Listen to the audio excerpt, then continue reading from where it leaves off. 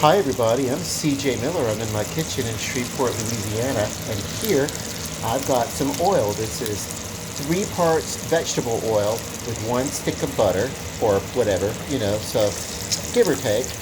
And I'm going to tell you all about this in a second. This treatment for this chicken looks great, doesn't it? Would you believe this is a no egg, no butter chicken fry? And it's gonna be wonderful. Okay, I've got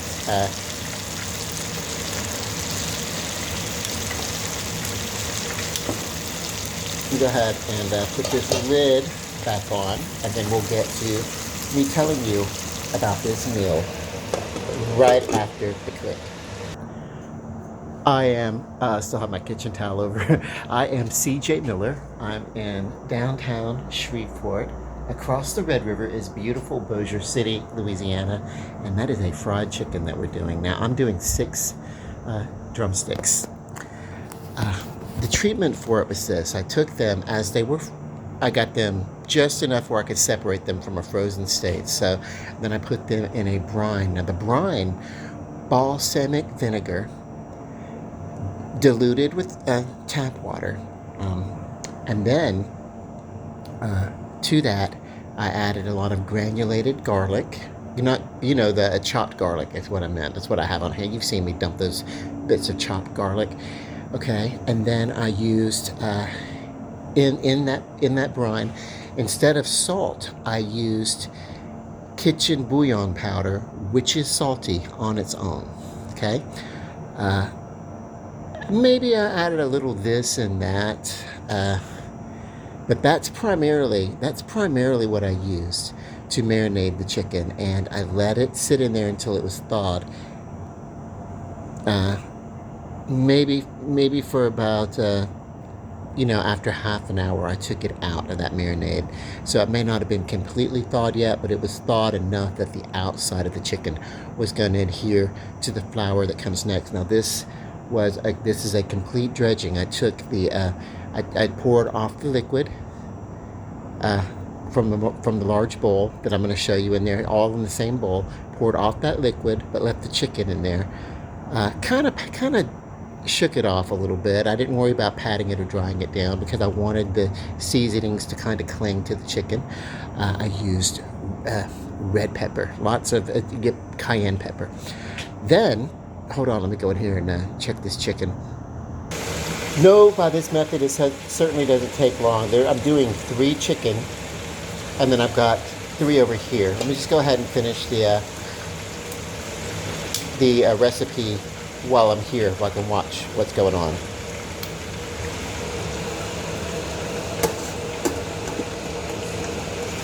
Okay, so what I did is a lot of flour. Don't be afraid to just get in there and use your flour.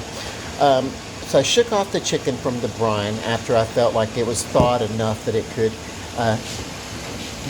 work, that the seasonings would cling to it. And I used some tarragon for the dried herb, a little bit of oregano, but primarily black pepper, that red cayenne pepper, cumin, a little bit of chili powder, not too much. I don't want chicken chili, but just enough in there to give it a little something. And I did not use salt because I did use, hang on one second. So the curry powder, I used a little bit of curry powder, and then I used the cumin to kind of prop that up. But there's a little bit of salt in there, and then there's salt in this self-rising flour. So I didn't need to add salt. Plus there was the brine that I soaked this in. It's going to be a very flavorful, spicy chicken. Flavor should get through and through into this chicken. What happens once you get a good crust on this chicken, then you can turn it down. I had it cooking. I had that oil, had that oil really, really hot when you put this chicken in. Got to. That's how you get your crust seared on here. But after I got the chicken seasoned, then I took it, all this in the same bowl because I just drained the brine off. and then I worked in this same bowl. And then what I did was I just poured the flour over the chicken and gradually kind of, got this work. And then there's enough here that if I feel like in between, if I want to put a little bit more on the chicken before it goes in, I can just grab it and put a little bit more, keeping it, I let this sit in the refrigerator. I prepared this chicken and then I went out for a little while, and then when I got home it was ready for me to work with. And it is about 20 minutes after 9. I will have this chicken prepared, and then I can decide, do I want to eat it or do I want to wait till about 11 a.m. when I consider the start of the midnight. Last night I had a single biscuit bun that basically it was really good but crumbly, so it didn't make a good bun for my burger. So I didn't use any more bread. So I'm still technically, because I didn't eat enough of that to throw me off the keto, I'm still technically under 50 carbs, because I didn't eat all that biscuit that I had in the video that I made for last night's dinner. So that's,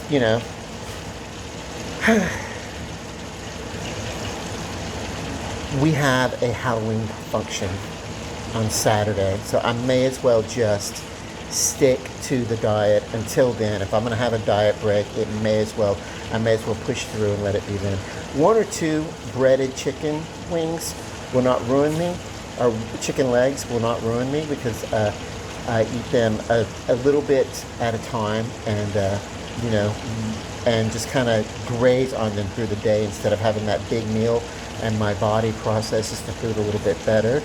And so let's get in here and roll this chicken around and see what it's looking like. Hang on. It is okay to use your hands when breading the food and everything like that, but just anytime you do use your hands for anything in the kitchen, even vegetables, go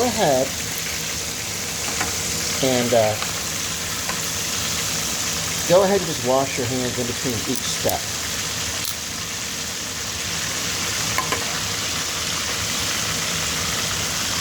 All right, this is gonna be some great chicken. And look at this sizzling on a low medium.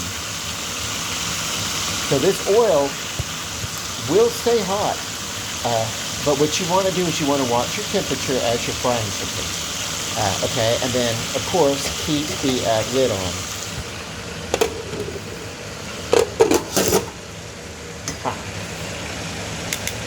And be careful with utensils; they will drop and fall. And you want to be careful because your instinct is going to grab something. You don't want to accidentally, in that situation, grab it by the business end, the hot end. Say if you're using like a metal spoon or even a wood spoon, anything that's got that hot grease on it, and be careful. I was fortunate that I reached for it out of instinct. I need to be a little bit more cautious in my own kitchen. See? Gotta lead by example here. Okay, so I'm back outside for a few minutes. Oh.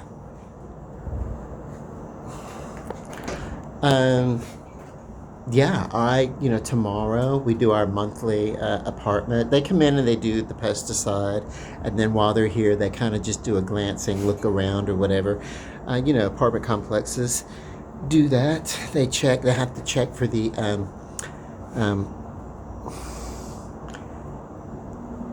fire detectors, smoke detectors, that kind of stuff. All the safety things that are in place or whatever, and change the filter. They do that once a month for the air conditioning and everything. So, and then while they're at it, they just kind of like look around at the place and everything.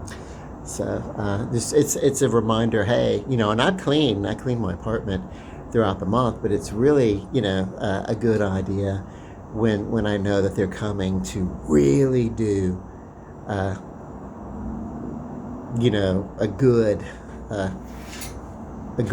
good thorough get in there and get on those baseboards kind of stuff. That's really good. So I don't know. Anytime someone comes into my home, I want it to feel clean. I want it to look clean, smell fresh, and everything. And yeah, and visitors make me be a little. They prompt me to be a little better about that. You know, sometimes I'm a single guy. I'll lay around. I lay around on my couch all the time. You know, in very casual clothes. Sometimes I'll even lay up and put on some, you know, turn on some videos. I love stand-up comedy, as a matter of fact, and then kind of turn it down low and kind of let the TV talk me to sleep and just kind of like lay up on the couch. You know, I'm a single person. If I want to sleep on the couch instead of the bed, I can do that, you know. But that's why I like to call or let people know ahead of time if I'm going to go visit. And people are always welcome in my home, but I love to be notified. Drop-ins are kind of like, no. You catch me in my robe, or God forbid, without my robe, that's on you, buddy. Okay, let me go take this chicken. I'm going to put it on a cardboard box to drain. I get those cardboard containers from the soda cans. I save those. They're excellent for draining fried foods. I'm not going to BS and say, hey, this shallow frying is better than deep fry, because it's basically deep frying half of the chicken on the bottom and then flipping it and deep frying. You know what I mean? It doesn't really matter. This is one of those things that it's not really healthier. I may as well just submerge it and whatever. But let's get in here and check it. How crispy that chicken's getting. Oh yes, this chicken is ready to come out. And now I'm going to turn that temperature back up to a medium, which for me cooking in here, I think I've mentally trained myself to consider that high. And then between the low and medium is my medium, and then there is no low, because it's almost like, there is a low setting, but it's barely anything on here. So yeah, but let's get over here and let me show you the chicken. I literally took the handle here because this is one that gets far enough away that I can hold it. Know your cookware before you do that. You still may want to wear a mitten or use a towel or something. But I brought it over here and held it with one hand, and with the other hand used the tongs and removed the chicken to drain onto this cardboard. This is great. I'm just going to dispose of this anyway. And so, you know, give it a good wiping down, and then you can use it for draining. It's even kosher to put a couple of kosher, as I'm not Jewish. I think we're all a little bit culturally Jewish, only because of Hollywood. There's a lot of Jewish influence on the media, and we get influenced by television and movies, at least in my generation. So I think we all get a little bit culturally, we'll all do a little bit of the oy vey, kind of thing or whatever. We don't mean to misappropriate when that happens. I certainly don't. But anyway, yeah. Okay. Father Abraham had many sons, and I guess I'm one of them. Anyway, yeah. Drain the chicken. Drain it well. This is coming back up to temperature. Let's go check it out. I think I really do want to let this sit. I want to see how it's starting to bubble. I want more of a rolling bubble than that, though. I really want this to be really hot when I get this chicken in at first. And I've only got 3 pieces. I've cooked 3 and then I've made 3. Not overcrowding the pan is really good when frying chicken this way. Not overcrowding the pan, because otherwise it's just really hard to keep your oils at an even kill. It's when it's overcrowded, the cooking comes out a little bit wonky. Let's put it that way. But also this vent right here, this hole for the vent, I'm gonna turn it around and let it be towards the back so that it's kind of going up towards the vent. I don't know, it's a little OCD of me, maybe. Let's go step outside for another moment. You know, I fry chicken in a lot of different ways. And I think that frying chicken, you know, it for me, it has a lot to do with just paying attention to it. Really kind of being nearby. If I step away, like I did, I stepped out here only for a few minutes at a time, but just really being within reach of that chicken. You never really want to leave frying food unattended. For that matter, any kind of cooking unattended, especially if you have children. Especially if you have children.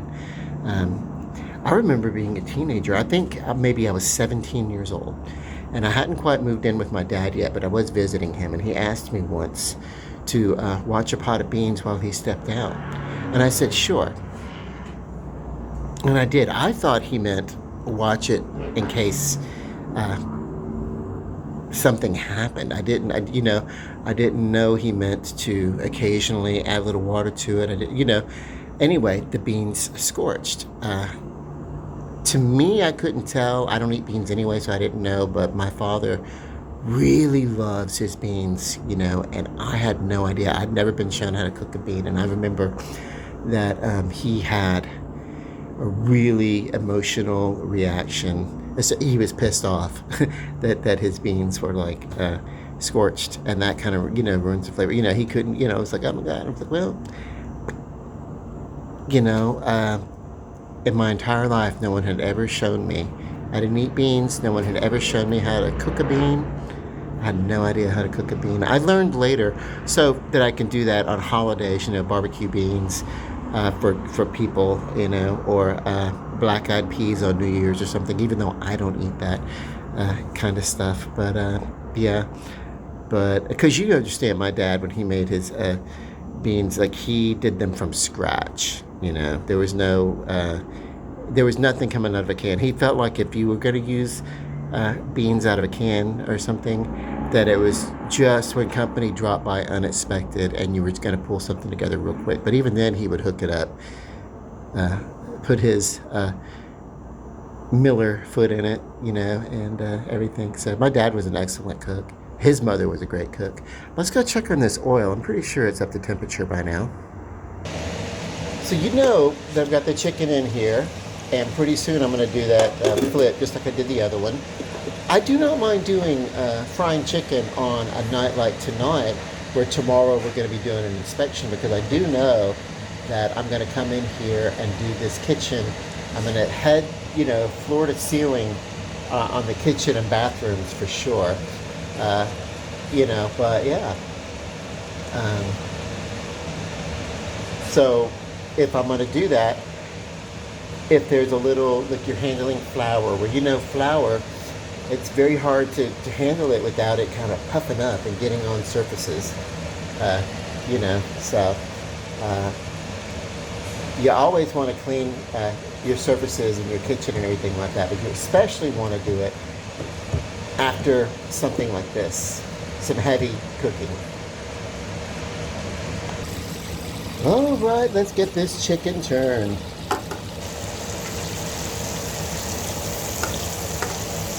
Looking good.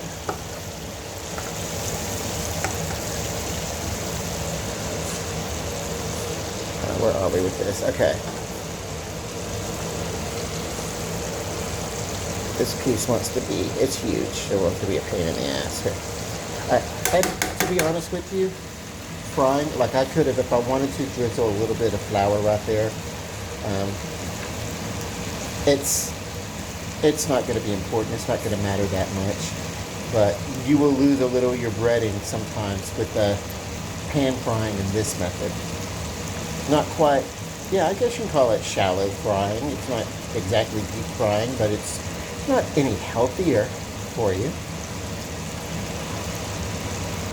Honestly, it probably means that I should have let the oil be a little bit more crispy.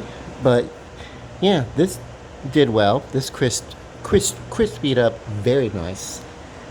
The darkening on this chicken that it's a darker color has to do with the fact that this is very seasoned chicken on the meat and the skin underneath the breading. There's actually, I didn't season the flour because the chicken itself was so seasoned that I knew it was going to come up. If I had also seasoned the flour, it would have been much darker. And I've got some videos where I've done that too, where the chicken is like, oh my god, pepper black almost. So yeah, because I love a good, strong, heavy seasoning on my chicken. I roll hard that way. I roll hard with the seasonings. I'm from Louisiana. So I've got the temperature turned back down to that spot that is exactly to the 9 o'clock on position on my dial. That is between the low and the medium setting. And we're going to give it a few minutes on each side, and then my chicken will be done. I'm going to come out here and do a tasting. I'm actually going to do it right out here, right outside. I'm going to set up a little, I have a TV tray that I have several TV trays. I need to get some more. And then, of course, I kind of took a moratorium on having people over. But it's just the last time we did it, it was like, well, since then we've just had a lot going on in the family, and everybody's had a lot going on. And then, friends and everything that are close and everything like that. So it's like I just really haven't had the time to have another dinner party, but I feel one coming on. We have holidays, and I think we're maybe not going to do a big thing for holidays with my family, but I'm thinking of maybe doing like one meal for the people that I know, just kind of like a generic holiday, like somewhere between New Year's and Christmas or something like that. But that's just a time that I'm trying to be healthier. No, that's why I'm draining the chicken. And believe me, I'm not going to eat all 6 pieces of this chicken all in one night. Although I can totally tear up some chicken. But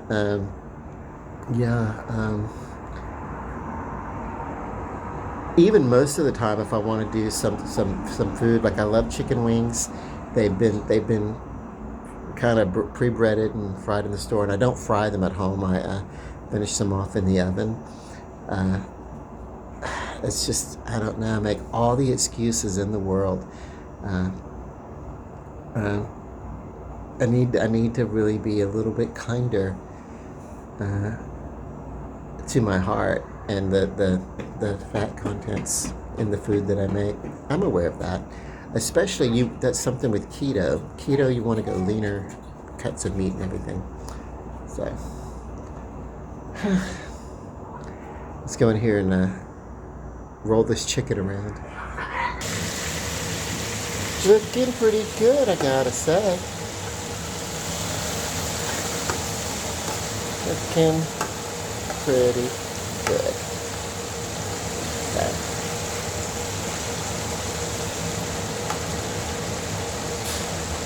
This is my problem child piece.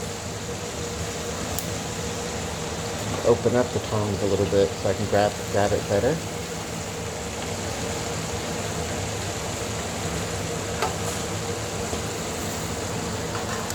There we go. We'll give it a few minutes on this side. And I did let this breading get a little bit lighter, but it's not done yet. It'll probably darken up in the process of cooking. Yes, frequent flipping of the chicken during the frying. That helps it. Mainly it's just, you can kind of regulate the temperature a little bit, but you can also watch the color of the chicken, and it's okay to get it a good golden, but we don't want black chicken. We don't want it burn it, and it's easy to do. There's, patience with cooking food, and it'll get done. And then what'll happen is it'll get burnt in an instant, and especially with flour. Anything doing with flour, roux, sauces, anything like that, that are using an actual flour. For some reason, it takes forever to get done. But then from the point of being done, then in an instant, it'll turn. It'll go too far and become scorched or burned or whatever. So, you know, that's why it's a good idea to kind of just if you step away, like I've stepped in here for a minute, and I would never step away using a gas oven. But that's electric, and I've got it turned down low, and I know what it's doing. Famous last words, right? Famous last words often are preceded by tragedy. So let me get back in there. Yes, this house smells like fried chicken right about now. Sounds like laundry going, but yeah.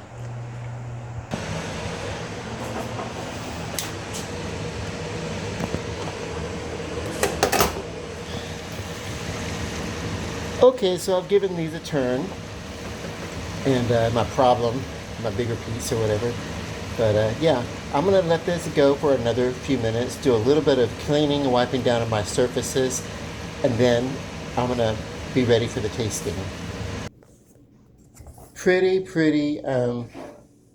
consistent with the coloring in both batches. What I'm gonna do is I'm gonna take one from this batch and one from this batch, take them outside and see that they both got a little consistency. That's what you want when serving, especially if you're going to serve a group of people at your house. You want each one of them to have the same, consistent experience. If for some reason I find that the chicken is a little underdone, then this will finish off and bake really, really well. Okay, so I would love to be able to serve this with some mac and cheese, but I'm doing keto. So what I do have is some chunks of smoked Gouda in the bowl. This is the first batch. This is the second batch. And but they're pretty consistent. And what I'm going to do is taste them. On top of the Gouda, I have cilantro and a couple of pieces of a sprinkling of crushed red pepper. Something that you might put on a pizza. I said a little of it fell onto the chicken as well. But let's start. I love this as a good opening.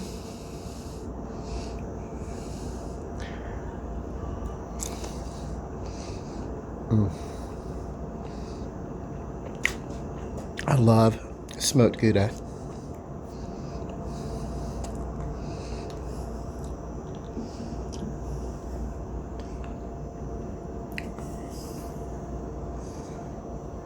So, very flavorful. Good news. I was able to set up a doctor's appointment for December the 1st. I'm going to go in and see a throat surgeon. They maybe will be able to help me with an issue that I've had for some months. Actually, I say it's some months. A few years ago, I got sick and I coughed, and I like a big hacking cough, right? And then I remember that even back then, my uvula, that's that flap of skin in the back of the throat that has a function, I don't know. But it became damaged. Well, elongated. But it wasn't like intolerable. And then just a few months ago, I say a few months ago, it may have been last holiday season. It may have been, 7 or 8 months ago. I don't know. I had a really bad coughing fit, a cold. I wasn't like some old man hacking or anything like that, but all the time, especially since I quit smoking, my all those things have gotten way better. But at this time, Yeah, I don't know what it is. I had this major coughing thing because I do have asthma still, and what happened was that coughing damaged my uvula to the point that even sometimes walking around, if I breathe too heavy, if I inhale too heavy, I'll like choke on my own uvula. It's bad. It's called uvulitis, and sometimes it's minor and can be tolerable.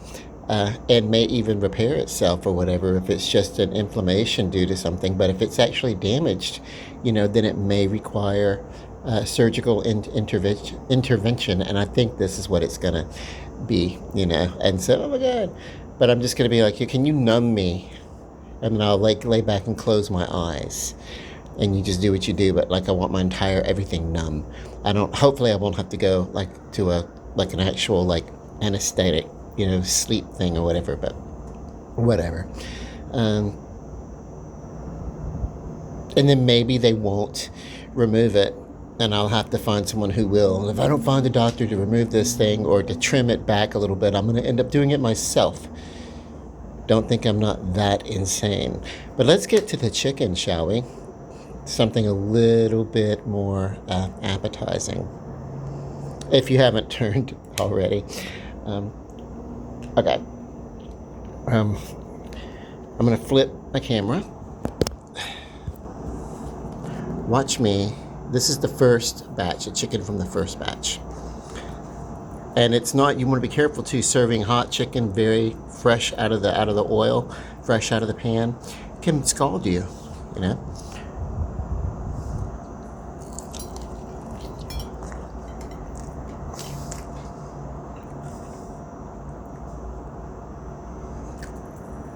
Very, very delicious. Everything that you could want your chicken to be. It's a win. Okay? Bon appetit. God bless you. Love and light.